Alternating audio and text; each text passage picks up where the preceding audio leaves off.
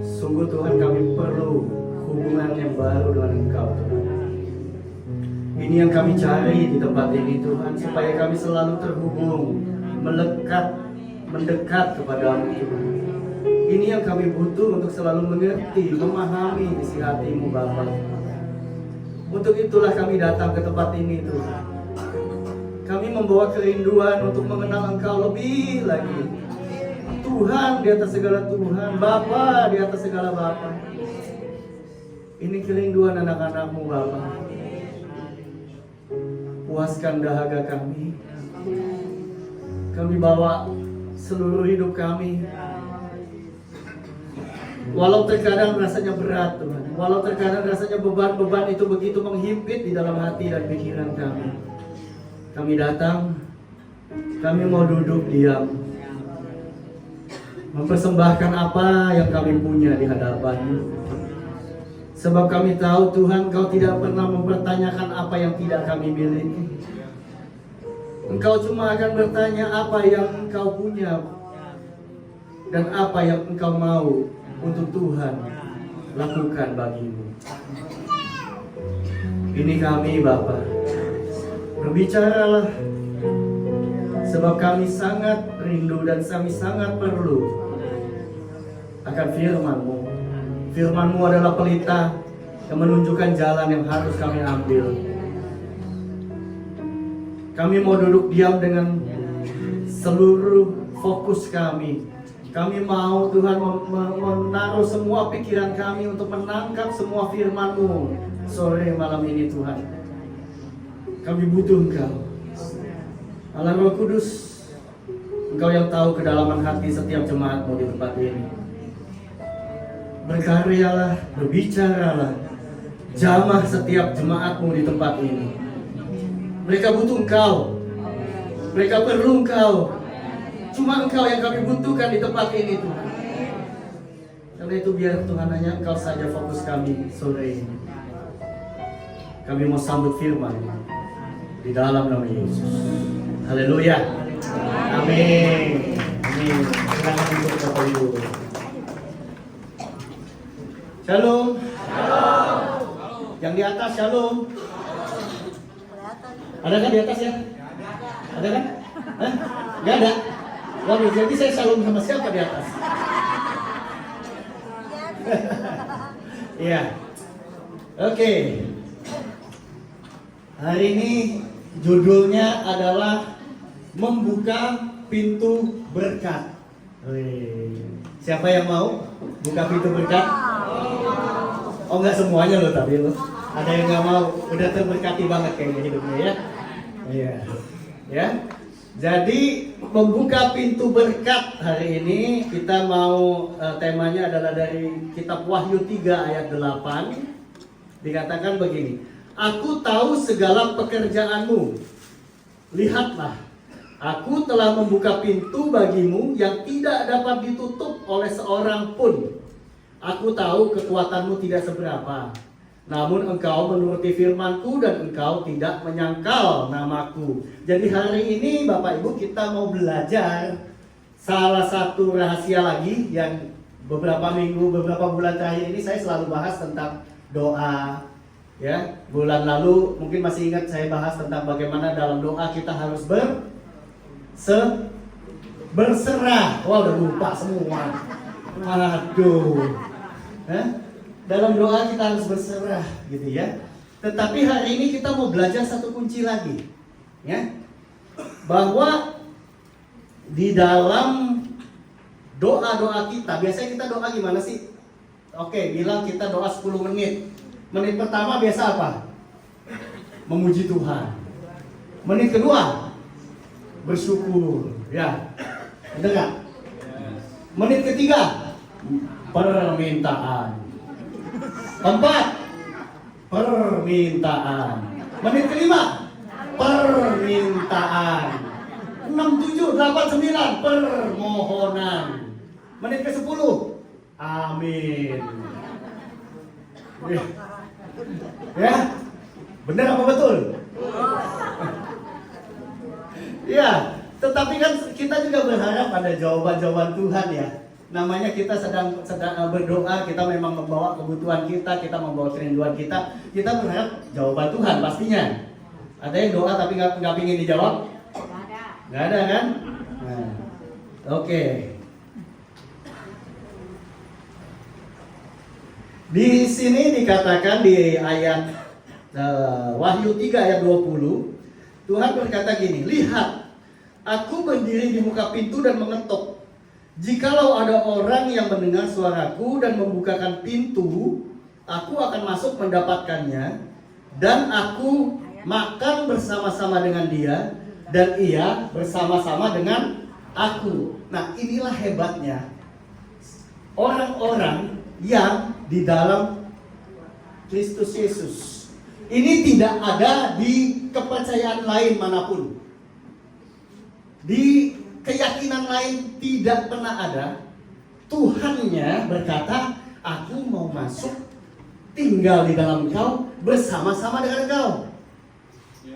Di dalam kepercayaan kita mencoba mengejar Tuhan, kita ketok pintu Tuhan. Kadang-kadang kalau nggak dibuka-bukain, kita tiap kali gedor. Mana Tuhan, kok nggak dijawab-jawab? Cuma di dalam Yesus, Dia berkata, aku mengetuk pintumu dan aku mau masuk kepada kalian. Kalau kamu mendengar suara ketukanku, aku akan masuk, makan dan diam bersama-sama dengan kamu. Saya katakan, tidak ada Tuhan lain yang menawarkan dirinya untuk diam di dalam kita. Tidak akan kita temukan di tempat lain. Nah, begitu hebatnya. Dan Tuhan bahkan berkata, kenapa Dia mau masuk di dalam kita, Dia mau makan dan tinggal bersama dengan kita. Matius 28 ayat 18 bahkan berkata begini, Yesus mendekati mereka dan berkata, kepadaku telah diberikan segala kuasa di sorga dan di bumi. Jadi Tuhan yang mau masuk dan tinggal sama kita bukan Tuhan biasa-biasa, bukan yang kaleng-kaleng. Tuhan yang mau tinggal sama kita di dalam kita adalah Tuhan yang telah diberikan segala kuasa di sorga dan di bumi. Jadi betapa beruntungnya kita yang berkesempatan menerima Yesus sebagai Tuhan dan Juru Selamat. Kita menyuji, menyembah, bersyukur sama Tuhan bukan karena mengejar keselamatan, tetapi karena keselamatan sudah diberikan pada waktu kita terima Yesus. Kita bersyukur, kita memuji Tuhan karena kita berkemenangan. Tidak mencari kemenangan, sudah berkemenangan. Tidak mencari keselamatan, sudah diselamatkan. Karena itulah kita bersyukur sama Tuhan. Dan Tuhan yang punya kuasa atas sorga dan bumi, Dia bilang, aku mau masuk dan diam bersama dengan kalian. Bapak Ibu, ini membedakan doa kita dengan doa-doa yang lain. Kita tidak sedang mencari-cari Tuhan yang mana, Tuhan mana. Saya butuh Tuhan, Tuhan lagi di mana. Tuhan bilang, aku di dalam engkau dan engkau di dalam aku. Wow. Kalau yang punya kuasa atas sorga dan bumi ada di dalam kita, betapa hebatnya kita yang percaya sama Dia. Yesus mati di kayu salib. Ya. Kita datang dengan berbagai kebutuhan kita, berbagai pergumulan, perjuangan kita. Kita datang dengan segala keluh kesah kita.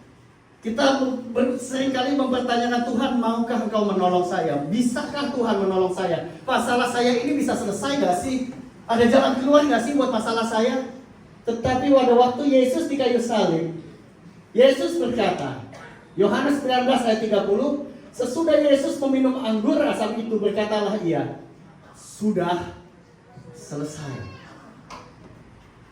Lalu Ia menundukkan kepalanya dan menyerahkan nyawanya. Waktu Yesus di kayu salib, apa sih permohonan Bapak Ibu? Masalah Bapak Ibu yang Ibu bawa kepada Dia itu apa? Jawaban Dia sudah jelas, dikatakan sudah selesai. Artinya apa? Bagian Tuhan sudah Dia kerjakan. Tuhan mau, kata Yesus, firman Tuhan katakan di Roma 10 ayat 10, katakan Tuhan datang untuk memberi hidup yang berkelimpahan. Artinya Tuhan selalu ingin yang baik-baik buat kita, selalu ingin yang terbaik yang bisa kita dapatkan. Tetapi kadang-kadang hidup kita jadi nggak dapat yang baik-baik karena gaya hidup kita yang salah, keputusan kita yang salah, dan kita nggak menyadari ada Tuhan yang punya kuasa surga dan bumi hidup di dalam kita. Tuhan katakan sudah selesai. Mana? Kok kenyataannya masalah saya bukan tadi selesai, tambah banyak, tambah berat. Karena itu kita mau belajar, Bapak Ibu. Hidup kita ini adalah, ada namanya alam roh, ada namanya kenyataan. Firman Tuhan bilang, apa yang terjadi di dunia nyata lebih dulu terjadi di alam roh. Saya mau kasih statement ya Bapak Ibu. Kebenaran itu lebih nyata daripada kenyataan. Coba katakan sama saya, kebenaran lebih nyata daripada kenyataan. Kenyataannya saya masih sakit, kenyataannya saya masih susah, kenyataannya saya masih hutang. Tetapi firman Tuhan katakan kalau kita datang dengan iman dan kita melakukan pekerjaan kita dengan jujur, dengan tulus, takut akan Tuhan, Tuhan katakan sudah selesai. Kebenarannya mengatakan sudah selesai. Kenyataannya kita lihat belum selesai. Tetapi firman Tuhan katakan kebenaran lebih nyata daripada kenyataan. Mana yang mau kita percayai? Mana yang mau kita pegang? Jalan hidup kita tergantung yang mana. Itu akan menentukan bagaimana hidup kita ke depan.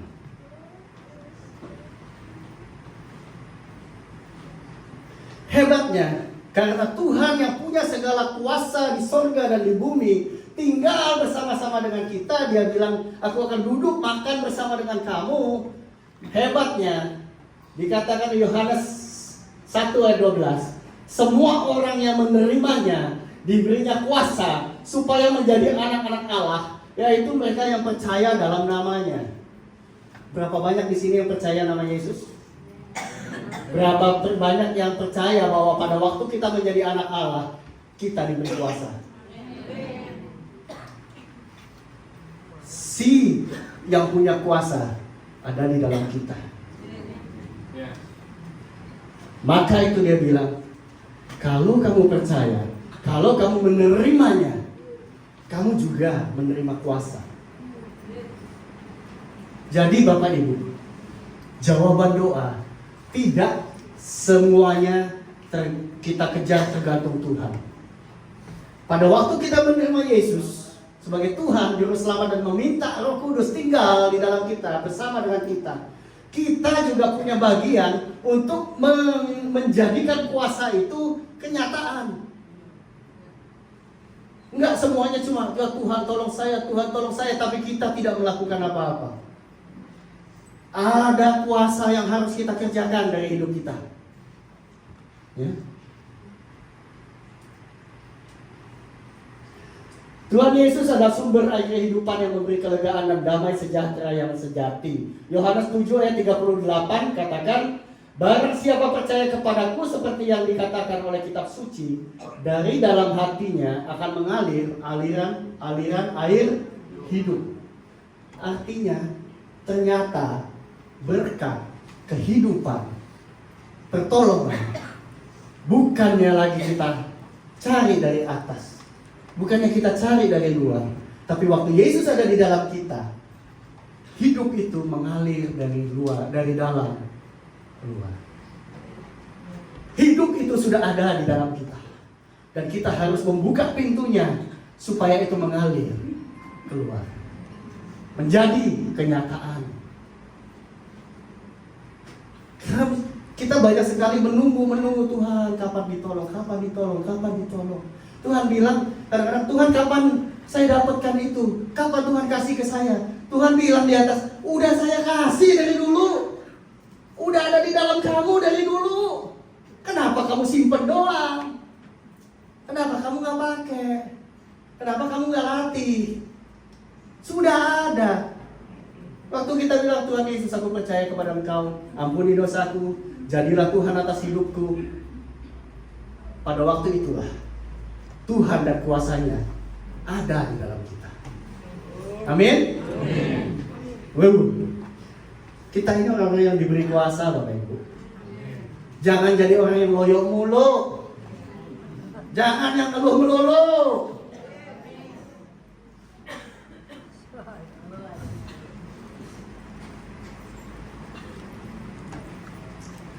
Matius 16 ayat 19 bahkan berkata, kepadamu akan kuberikan kunci kerajaan sorga. Kepada siapa ini? Kita. Diberikan kunci kerajaan sorga. Apa yang kau ikat di dunia ini terikat di sorga. Apa yang kau lepaskan di dunia ini terlepas di sorga. Bapak Ibu loh yang disebut di sini. Bapak Ibu yang disebut di sini, bukan Rasul Paulus, bukannya Rasul Yohanes. Bukan. Dia sedang berkata kepada orang yang percaya dan menerima Yesus sebagai Tuhan. Padamu telah diberi kuasa kunci. Kunci buat apa, Bapak Ibu? Buka pintu kan? Nah, buka pintu. Maka saya bilang tadi, membuka pintu berkat. Siapa yang pegang kuncinya sekarang? Kita. Kita, Bapak Ibu. Luar biasa, itulah sebabnya betapa beruntungnya kita. Karena kita punya Tuhan yang bernama Yesus Kristus, yang mati di kayu salib, masuk ke lubang maut, mengambil kunci kehidupan dan memberikannya sama kita. Wow. Markus 11 ayat 24. Karena itu aku berkata kepadamu, apa saja yang kamu minta dan doakan, percayalah bahwa kamu telah menerimanya, maka hal itu akan diberikan kepadamu. Perhatikan nih Bapak Ibu. Di sini dikatakan, kalau kamu sudah berdoa dan minta, percayalah bahwa kamu sudah menerimanya. Tapi lucunya, maka hal itu akan diberikan kepadamu. Jadi, yang mana lebih dulu? Sudah atau akan?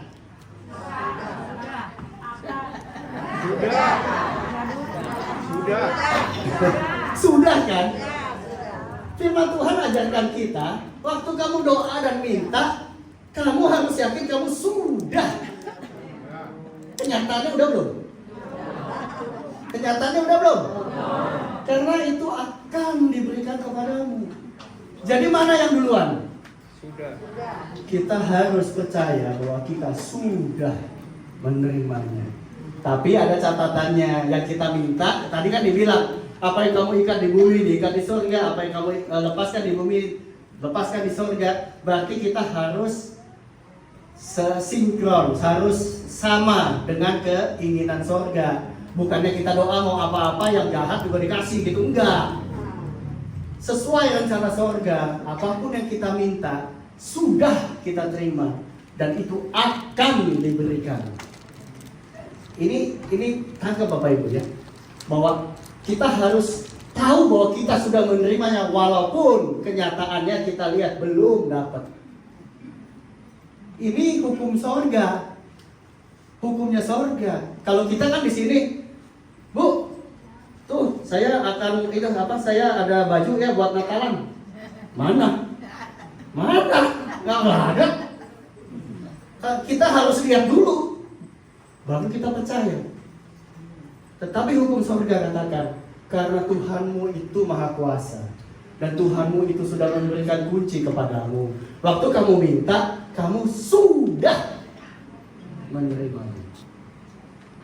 Kenyataannya kapan? Jaga aja bahwa kamu sudah menerimanya. Suatu waktu kenyataan itu akan terjadi. Ya. Masalahnya yang bikin orang juga susah untuk melakukan ini karena kita lebih banyak melihat kenyataan kok belum, sehingga akhirnya iman kita goyang.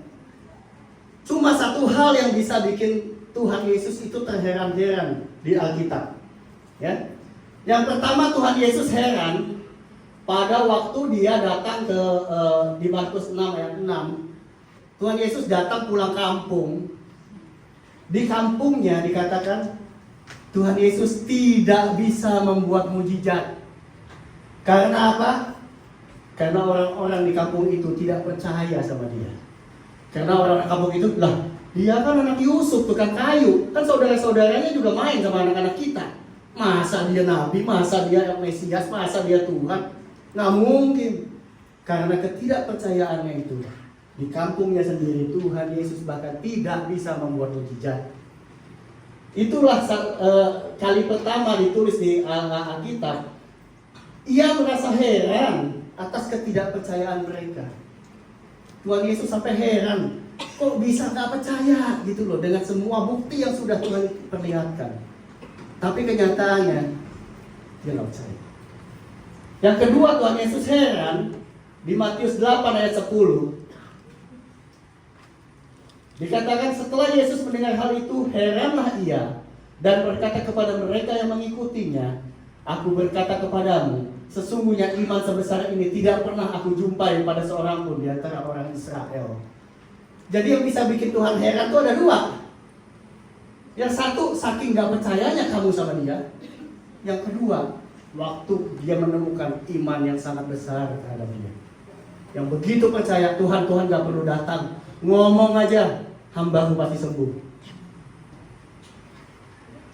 Iman yang mana yang Bapak Ibu punyai hari ini yang bikin Yesus heran? Iman yang selalu goyang, naik turun, itu gak akan bikin Tuhan Yesus heran. Tapi iman yang tekad yang bulat, sekali Yesus, selamanya Yesus, harapanku tak akan hilang, karena kasih-Nya sekarang ku ada. Oh Yesusku, ku cinta Kau selamanya. Sekali Yesus tetap Yesus. Adakah kebulatan iman itu kita miliki hari ini? Waktu saya ngalamin masa-masa perjuangan saya dulu, kebenaran saya pegang bahwa Tuhan akan menolong, Tuhan akan memulihkan, Tuhan akan menyembuhkan. Saya pegang. Tapi kenyataan makin jelek. Makin jelek. Segala sesuatu yang saya doakan kelihatannya tidak ada yang terjadi, malah semakin jelek. Tawaran-tawaran mulai masuk. Kenapa kamu nggak kasih itu tuh kasih itu? Dia juga ke gereja, tapi dia minta tolong sama tuh yang sono tuh. Tuh dewanya hebat. Ntar dia bisa kasih tahu kamu gimana supaya rezeki kamu tambah lancar. Ada tawaran begitu. Iman yang seperti apa yang kita punya? Pada waktu itu saya cuma senyum, terima kasih. Tapi saya bilang, saya sudah menentukan siapa Tuhan saya. Saya tidak butuh pertolongan yang lain. Kalaupun saya harus mati, saya mati dengan iman saya tetap benar di hadapan Tuhan. Terbukti Bapak Ibu. Panjang waktunya, berat perjuangannya, tapi bisa saya lewati. Dan saya keluar sebagai pemenang, seperti yang Tuhan janjikan.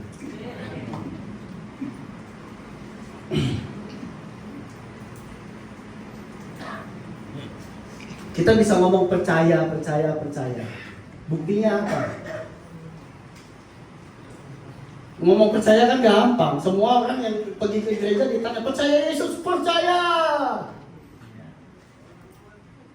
Percaya dibuktikan dalam suatu penantian.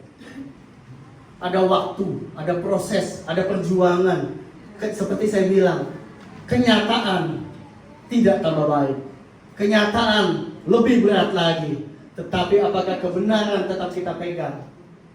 Itu menjadi kunci buat membuka pintu berkat.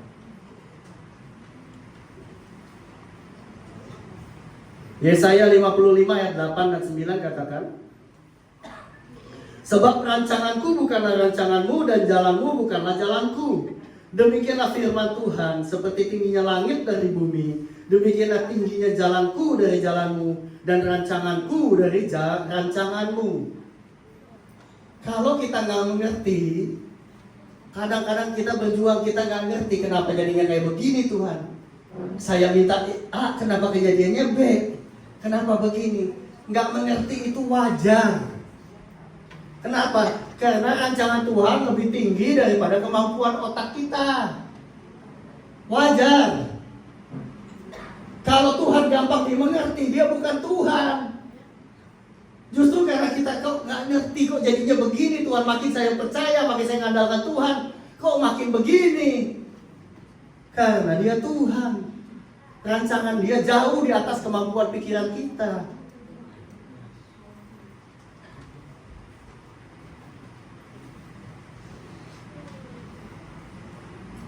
Sebetulnya doa kita didengar atau enggak? Setiap doa ada prosesnya. Bisa cepat, bisa lama, tergantung waktunya Tuhan. Tuhan yang bilang, wah ini penting nih, mesti cepat-cepat jadi. Ya Tuhan jadiin. Kalau dia bilang, oh ini nanti nih, karena mesti ada proses ini dulu, itu dulu, ini dulu. Itu haknya Tuhan. Makanya di kitab Daniel, doa itu selalu didengar. Daniel 10 ayat 12-13 katakan, katanya kepadaku, jangan takut Daniel, sebab telah didengarkan perkataanmu sejak hari pertama engkau berniat untuk mendapat pengertian, untuk merendahkan dirimu di hadapan Allahmu, dan aku datang oleh karena perkataanmu itu. Jadi doa Daniel sejak hari pertama, bahkan dibilang sebelum Daniel berdoa, dibilang sejak Daniel berniat. Niat udah dilakukan belum? Bahkan sejak Daniel berniat, doanya sudah didengar. Tetapi pada waktu jawaban itu dikirim, ada iblis-iblis yang menghalangi. Ada penguasa-penguasa yang mencoba menentang jawaban itu supaya nggak sampai ke Daniel. Katakan di situ, pemimpin kerajaan orang Persia berdiri 21 hari lamanya menentang aku. Tetapi kemudian Mikael, salah seorang dari pemimpin terkemuka, datang menolong aku. Aku meninggalkan dia di sana berhadapan dengan raja orang Persia. Jadi Bapak Ibu, berkat kita itu butuh peperangan. Karena iblis tidak suka Bapak Ibu diberkatin. Iblis tidak suka Bapak Ibu mendapat jawaban doa. Jadi gak segampang itu. Tiba-tiba kita bilang belum jadi kenyataan. Bohong kali Tuhan. Kita perlu berperang. Iblis tidak mau kita diberkatin. Perlu perjuangan. Perlu di dalam penantian. Percaya terbukti dari perkataan. Saya banyak ketemu ngomong orang percaya. Tuhan bilang ampuni. Oh sudah mengampuni. Gampang ngomongnya Bapak Ibu. Tapi ada lanjutannya ngomongnya. Oh saya sih sebetulnya udah ngampunin. Tapi kalau ketemu dia ngeliat mukanya pengen gue injek tuh dia.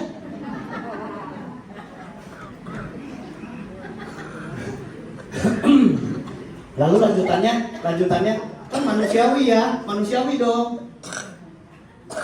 Pengampunan itu adalah satu tindakan rohani.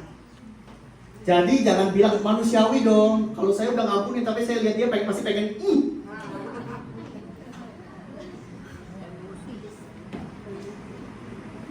Ya kalau kamu mau manusiawi berarti kamu belum rohani.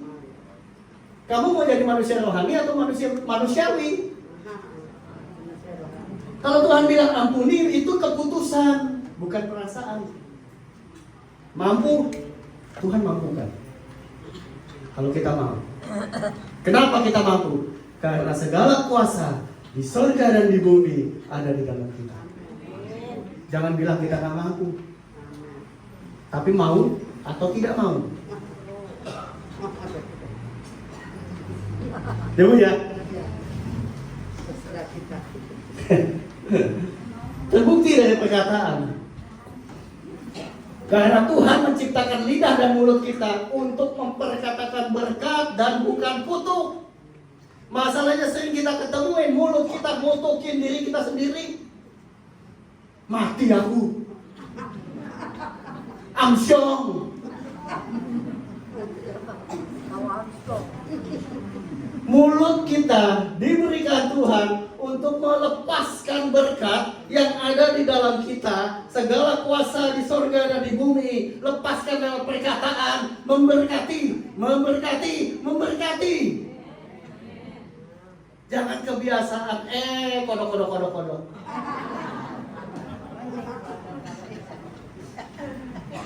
Ngapain berkati kodok?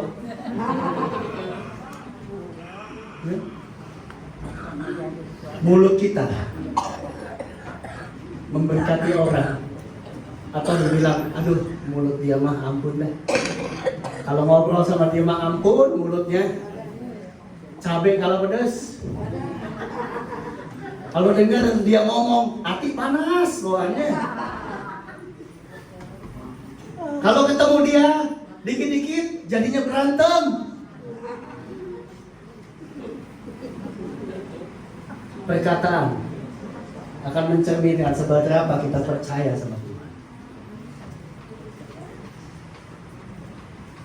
Suatu hari ada seorang wanita datang kepada Yesus, minta supaya anaknya ditolong karena anak perempuannya kerasukan.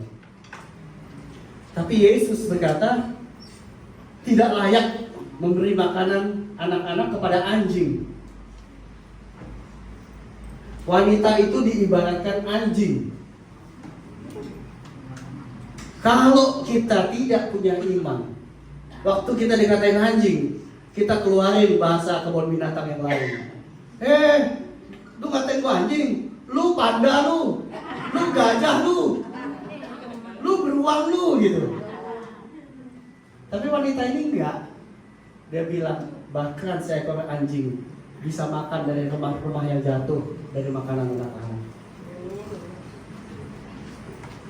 Lalu Yesus berkata, karena kata-katamu itu, pergilah sekarang, sebab setan itu sudah keluar dari anakmu.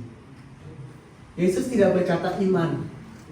Yesus tidak berkata kebaikan pelayanannya, tidak. Yesus katakan karena kata-katamu itu terjadi seperti yang kau mau. Apa yang kita perkatakan tiap hari? Aduh, jualan rugi mulu. Aduh, encok tambah berat. Hujan dikit pinggang ngilu. Aduh, amsyong. Tahu amsyong?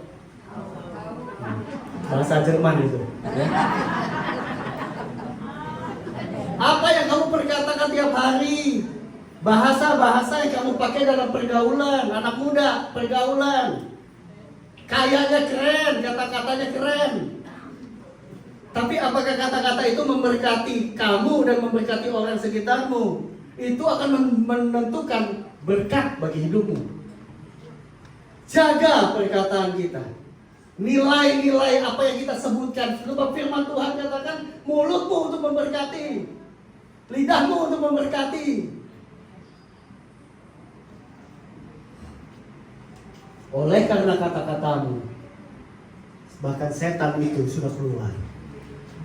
Karena kata-kata yang kita ucapkan dengan iman, setan juga tahu. Minggir setannya.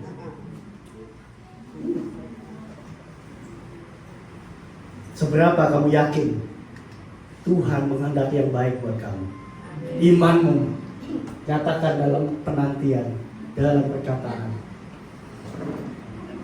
Dan percaya terbukti dalam tindakan. Ya, percaya juga terbukti dalam tindakan. Jadi nggak cuma ngomong doang. Ya, kita bisa ngomong, tetapi tindakan kita tidak menunjukkan apa yang kita imani. Apapun juga yang kamu perbuatlah dengan segenap hatimu seperti untuk Tuhan dan bukan untuk manusia. Ya. Kerjakan apa yang Tuhan percayakan saat ini dengan sepenuh hati. Walaupun kadang-kadang, aduh gua gak tahan lagi kerja di sini. Bos gua mulutnya kebun binatang melulu. Gaji 17 tahun gak naik-naik. Yang ada dipotong mulu. Tuhan kapan pindahnya? Kalau mau pindah ya gak apa-apa. Tapi perkatakan dulu berkatmu dengan tindakan. Kerjaanmu selalu bagus, kerjaanmu selalu lebih dari harapan, melayani orang lebih dari yang diharapkan. Saya pernah dulu cuma jualan satu mesin printer yang mereknya itu nggak terkenal, jadi jualnya susah. Akhirnya ada satu pembeli, saya datang, itu sengaja saya yang datang sendiri, saya yang pasangin di mejanya, saya bilang, Pak coba dites, gimana Pak hasilnya, gitu ya. Setelah itu saya balik ke kantor, besokannya saya telepon lagi, Pak gimana mesinnya Pak, bagus nggak, ada masalah nggak? Kalau ada masalah saya datang lagi, saya bantu Bapak lagi. Bapak Ibu, cuma seperti itu. Customer saya bilang, wow, pelayanan seperti ini nggak pernah saya dapatkan sebelumnya. Dari merek-merek besar nggak ada yang kayak begini katanya. Saya mau beli lagi sama kamu. Pelayanan kita lebih dari yang diharapkan. Tunjukkan bahwa kita melakukan perbuatan-perbuatan baik sebagai bukti kita percaya pada Tuhan. Siapa menaruh belas kasihan kepada orang yang lemah, mempiutangi Tuhan yang akan membalas perbuatannya itu. Waktu kita mau membuka pintu berkat, tunjukkan walaupun kita lagi dalam keadaan yang enggak enak, lagi dalam tekanan yang berat, bisa nggak kita peduli orang lain? Bisa nggak kita nolong orang lain? Bisa nggak kita membangkitkan orang lain? Bapak Ibu, kalau mau jujur hari ini, dari kemarin saya lagi gak sehat, ya. Saya bahkan seharian dari semalam pagi siang saya cuma tiduran karena saya lagi gak sehat. Dari kemarin, tanya istri saya, dia tanya, jadi bisa khotbah nggak? Kalau buat khotbah, buat melayani Tuhan, saya akan lakukan. Saya percaya Tuhan pasti mampukan. Gak kelihatan sakit? Kurus dikit lah ya Bu ya. Tetapi waktu melayani Tuhan, saya punya gairah yang luar biasa Bapak Ibu. Sebab apa? Saya yakin Tuhan baik banget buat hidup saya. Cuma sakit begini masa menghalangi kita untuk melayani orang? Gak mau. Tuhan terlalu baik buat kita. Ketika kita hidup seperti yang Tuhan inginkan, Dia akan bertanggung jawab penuh dalam hidup kita. Yesaya 46 ayat 4. Sampai masa tuamu aku tetap Dia, dan sampai masa putih rambutmu aku menggendong kamu. Aku telah melakukannya dan mau menanggung kamu terus. Aku mau memikul kamu dan menyelamatkan kamu. Tuhan itu setia. Masalahnya kita seringkali ragu sama janji Tuhan. Saya tadinya juga agak bingung apakah benar tema ini yang saya mau bawakan hari ini. Tetapi hari ini saya confirm, Bapak Ibu butuh untuk tahu jawaban doa bukan cuma dari atas. Jawaban doa ada di dalam kita, yang Tuhan sudah berikan. Keluar dari dalam. Dari hatimu mengalir kehidupan. Dari hatimu mengalir kata-kata berkat. Perkatakan berkat. Saya praktekkan ini Bapak Ibu. Saya sudah praktekkan ini. Saya sudah ajarkan kepada banyak teman-teman. Waktu pikiran-pikiran yang sedang menekan kamu itu mulai membuat kamu ketakutan, mulai membuat kamu ragu sama Tuhan, perkatakan firman. Seperti Yesus ajarkan, ada tertulis. Ada tertulis. Waktu kamu mulai mikirin, aduh badan gua tambah sakit, perkatakan firman bahwa Yesus sudah berjanji Dia akan menanggung sakit penyakitku. Bahwa oleh bilur-bilur Yesus aku sudah disembuhkan. Kebenaran lebih nyata daripada kenyataan. Kemenangan akan kita lihat. Jadi segala berkat terbaik sudah dilimpahkan Tuhan bagi anak-anaknya. Tuhan ada di dalam kita dan kita di dalam Tuhan. Pintu berkat harus dibuka dari dalam dan menuju keluar. Kunci untuk membuka pintu berkat, percaya dan berserah. Selalu memperkatakan berkat, bertahan dan bertindak sebagai pemenang dan terus melayani. Jadi ada pintu yang Tuhan, waktu Tuhan dalam kita ada satu pintu yang kita bisa buka dengan iman kita. Dan di balik pintu itu ada satu padang yang berumput hijau. Masalahnya Bapak Ibu, banyak dari kita ragu-ragu untuk masuk ke pintu itu. Di setiap pintu berkat, kita baca di Ayub, kisah Ayub ya. Waktu Tuhan berjalan-jalan melihat-lihat, dia berkata, lihat Ayub, orang yang saleh. Lalu iblis bilang, ya saleh lah, diberkatin semua sama kamu. Coba kalau aku ambil. Di setiap pintu berkat, ada iblis yang sedang menunggu untuk menggagalkan kita. Pada waktu kita akan masuk ke pintu itu, ada bisikan-bisikan, mana, gak mungkin di sana diberkati. Padahal dikatakan kalau Tuhan sudah membuka pintu, tidak seorang pun bisa menutupnya. Betul? Iblis tidak bisa menutup pintu berkat Tuhan, tetapi dia bisa menggoda kita untuk tidak masuk ke pintu itu. Dia akan terus mengganggu kita supaya kita tidak masuk ke pintu berkat itu. Lu yakin mau masuk situ? Lu yakin mau melayani Tuhan? Nanti teman-teman lu yang sana gimana? Lu tinggalin tuh yang udah tiap hari sama-sama kamu smoking bareng, begadang bareng, mau bener lu tinggalin, ntar mereka merasa lu tinggalin. Iblis tidak bisa menutup pintu berkat, tapi dia bisa mengganggu kita supaya kita nggak masuk ke sana.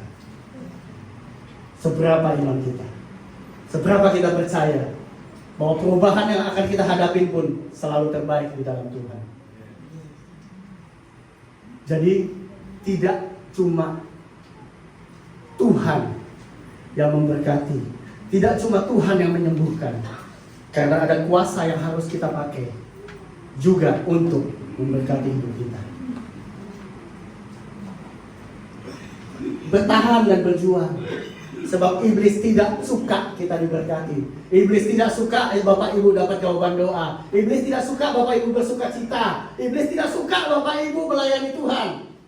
Dan dia akan lakukan berbagai cara supaya berkat itu bisa dia curi.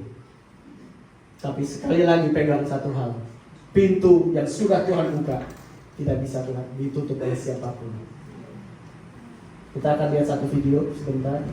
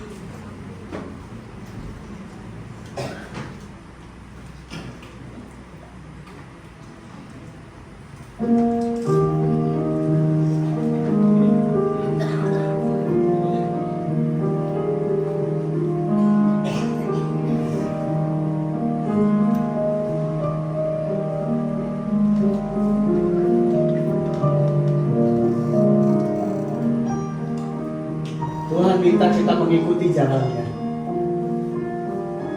Ikuti saja karena Tuhan sudah memberi arahan, sudah memberi petunjuk.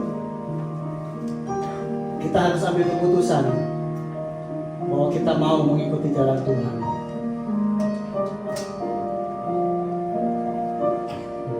Saya mau taat sama Yesus.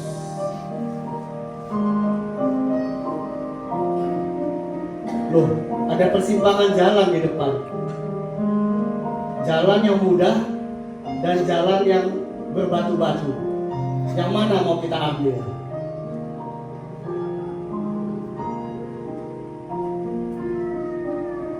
Kalau mengikuti petunjuk Tuhan, harus di jalan yang berbatu-batu di depan yang kita ambil.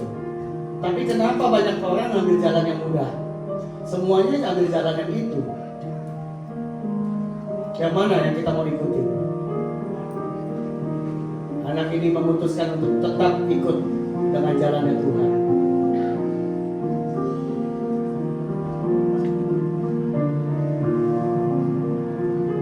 Kenapa jalannya kayak begini yang Tuhan suruh ya? Tapi saya pasti bisa karena Tuhan sudah berjanji akan menyertai saya.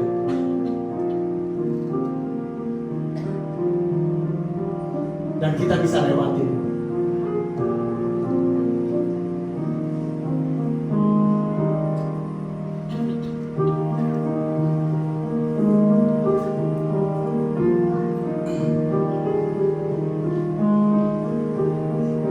begini ya jalannya Tuhan kasih buat saya lewat ya.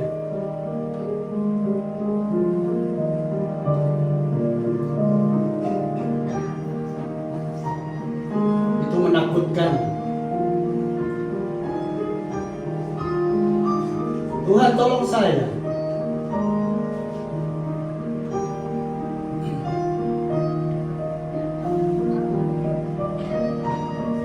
Saya selamat,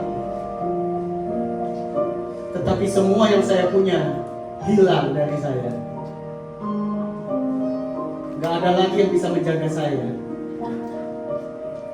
Apakah saya layak seperti ini? Padahal saya percaya sama Tuhan. Kenapa sepertinya saya taat dan melayani Tuhan, kok ini yang terjadi yang saya dapatkan? Lalu Tuhan berkata, jangan patah semangat anakku. Perjuangan membuat engkau menjadi kuat.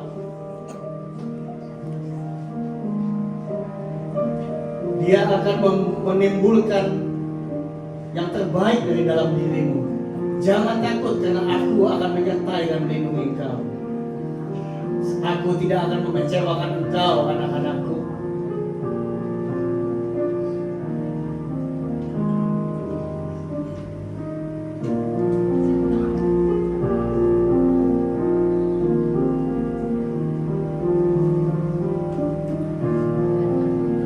Ini hadiah-hadiah mau dikirim kemana Tuhan? Itu bukan mau dikirim, itu semuanya milikmu. Terima kasih Tuhan untuk semua berkat-Mu. Kamu layak mendapatkan ini semua anakku.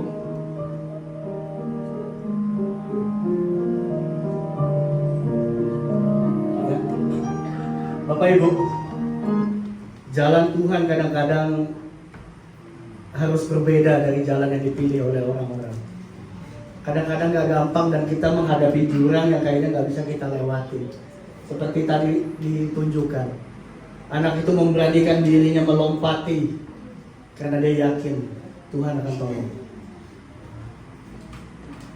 Itulah waktunya di mana iman kita buktikan. Waktu kita di tengah-tengah masalah yang kayaknya gak ada jalan keluar, disitulah iman kita buktikan. Dan disitulah kuasa akan kita berikan tenaga untuk dilahirkan. Jika Tuhan membukakan pintu berkat, tidak satu pun yang dapat menutupnya. Jangan khawatir, selalu percaya karena Tuhan yang berkati. Hari ini Bapak Ibu, ada kuasa yang Tuhan sudah kasih pada kita. Karena itu beruntunglah kita yang mengundang Yesus sebagai Tuhan atas hidup kita. Hari ini keluarkan berkat-berkat terbaik dari dalam hatimu. Keluarkan berkat-berkat yang memberkati kehidupanmu. Sebab Tuhan tidak pernah meninggalkan kita. Tuhan tidak pernah meninggalkan kita. Dia tetap ada di dalam kita. Sekalipun seakan-akan karena kita berbuat dosa, karena kita menjauh dari Tuhan, kita pikir Tuhan pasti kecewa, Tuhan pasti gak mau tolong saya. Tidak. Dia ada di dalam kita. Dia tinggal sama kita. Maukah kita mengucapkan, melepaskan berkat yang sudah kita terima buat hidup kita sendiri? Praktekkan itu. Praktekkan itu. Segala perkaraku ku serahkan padamu, Allah pembelaku.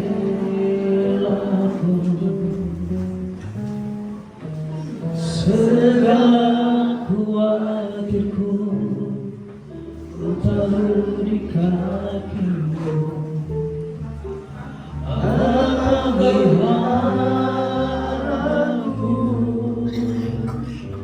Mari Bapak Ibu kita siapkan hati kita. Bapak Ibu ingat-ingat kembali hari di mana kita menerima Yesus sebagai Tuhan. Hari di mana kita menyerahkan hidup kita kepada Tuhan Yesus. Pada saat itulah Tuhan berkata, aku akan diam di dalam engkau.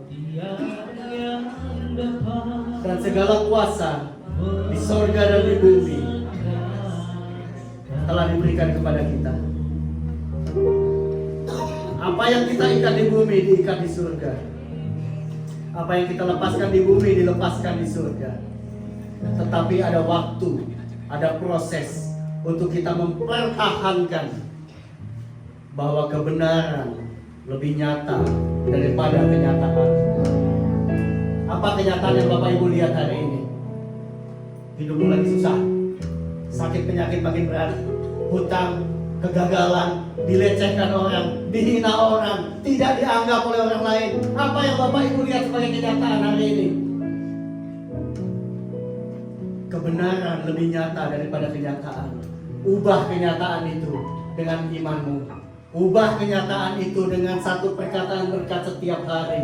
Berkati tubuhmu, berkati hidupmu, berkati pekerjaanmu, berkati keluargamu, berkati anak-anakmu, berkati orang tuamu, berkati badanmu, berkati jiwamu, berkati rohmu, berkati siapapun yang ada bersama dengan engkau. Berkat, berkat, berkat, berkat. Kamu sudah diberi kuasa di surga dan di bumi.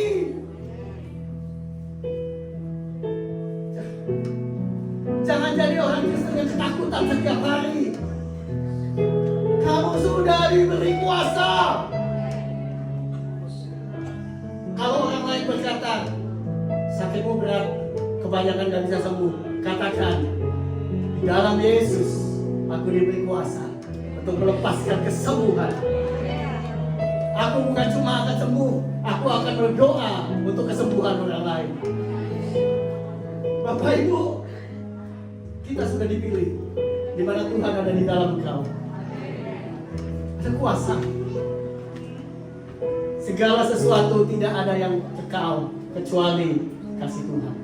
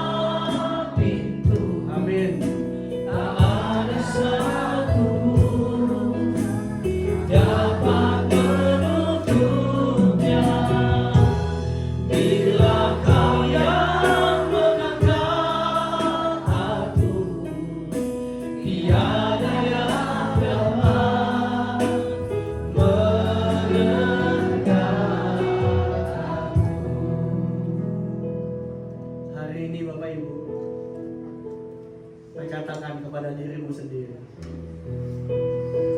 apapun kenyataan yang sedang menghadapi, aku akan hidup oleh kebenaran, aku akan hidup oleh iman, aku akan hidup karena Tuhanku membawa hidup yang berkelimpahan.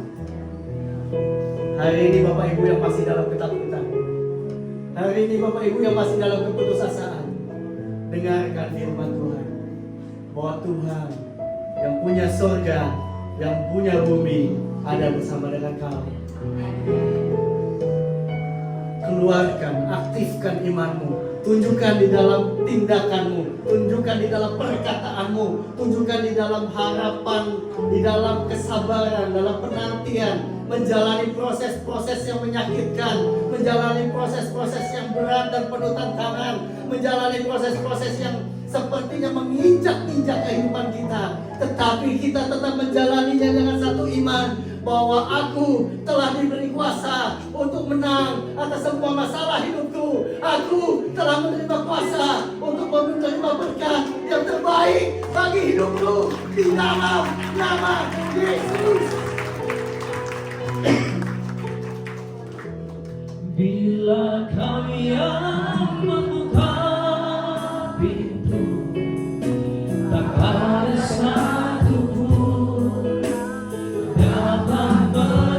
menuntutnya.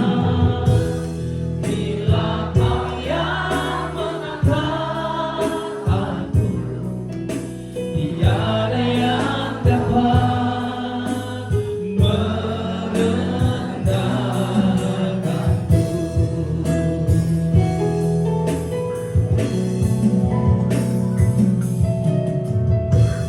Bila kau yang membuka pintu, tiada satu dapat menutupnya.